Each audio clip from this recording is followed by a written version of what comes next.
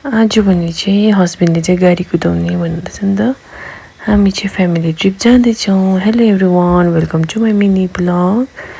आज चाहिँ हामी कहाँ गएको भन्दाखेरि चाहिँ हाम्रो पालोको चाहिँ वर्षको घिउ आउनु आँट्छ नि त। त्यही भएर चाहिँ हामी सपिङ गर्नुको लागि चाहिँ हस्बेन्ड, नानी, म र भाइ चाहिँ जाँदैछौँ।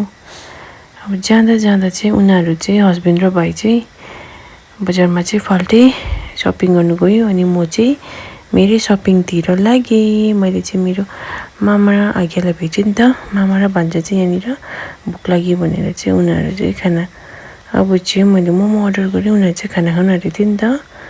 मैले चाहिँ फटाफटी जिउमा खानु थालेँ। ससेट भन्छ है, त्यो चाहिँ म ससेट खाँदैछु। नानीलाई चाहिँ पुरा तिर्खा लागेको छ नि त, अनि उसलाई पनि अलिकति मैले पानी पिलाइदिएँ। फाइनली गाइज हाम्रो चाहिँ सपिङ सकेर पनि अब चाहिँ हामी फर्किँदैछौँ। नानीलाई चाहिँ पुरा गरम भएछ नि त, रोम सबै खोलिदिएँ।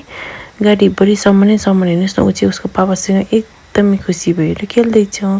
अनि भाइ र बहिनीलाई चाहिँ लाफिङ खानु मन पऱ्यो अरे नि त। यो लाफिङ चाहिँ कहाँ छ भन्दाखेरि तपाईँको चाहिँ यो लाफिङ चाहिँ डेलोमा पाउँदो रहेछ नि त। अनि लाफिङको चाहिँ यो चाहिँ झोल लाफिङ अरे गाइज, तर मलाई झोल लाफिङ भन्दा चाहिँ सुक्खा लाफिङ चाहिँ मिठो लाग्यो। Thank you for watching.